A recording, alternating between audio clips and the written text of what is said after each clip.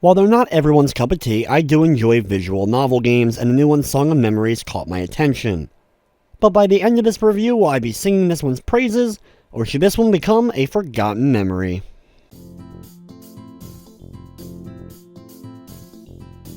Song of Memories is for sure a visual novel that is basically broken into two parts, with your choices in the first part greatly affecting what happens in the second part, leading you down a variety of paths and choices to get to the game's various endings and hopefully the true ending along the way. I will do my best not to spoil much about the plot as I always do in my reviews. The overall visual novel aspects of the game are pretty typical of the genre. There's some light dating sim elements, mostly in the select few dialogue choices that you get to make, though I wish there were more of them, as well as there's also times where you'll have to choose a location, like at the end of a school day, deciding if you go to the gym or the school gate will allow you to interact with certain characters, leading you through all the various paths. There is quick saving, as well as once you complete a path, you're able to kind of jump back in to the game at certain scenarios so you can try out the other paths a lot easier than having to play the game completely from the very beginning again. The game features 6 main female characters that you're able to potentially court in this one, and while you're dealing with the whole school elements of everything in the dating scene, there's also the impending doom of this virus that affects only women. Once the pandemic ends up breaking loose though, that's when the second part of the game begins. Here you're still dealing with mostly the dialogue choices, though you're able to navigate the town and make a few more choices than you were in the first part. There's also the added element of random battles. The battle system in the game involves this J-pop idol group, as well as they are magical girls named Dream For You. They're a real group, and I apologize for not being familiar with them going into this, but I'm sure for fans of them, this will be a big drawing aspect for the title.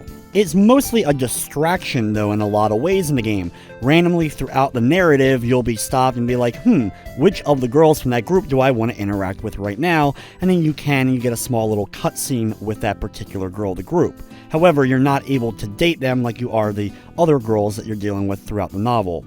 The battle system is basically a rhythm game with you having to press the buttons as they are indicated on the screen, building up a combo to take out the enemies. You do gain experience, level up, and are able to gain new abilities or songs that you'll be able to use. What's cool is the leveling up of these characters is through the multiple playthroughs, so as you go through, you'll be able to continue leveling them up, so it's more incentive to keep playing the game.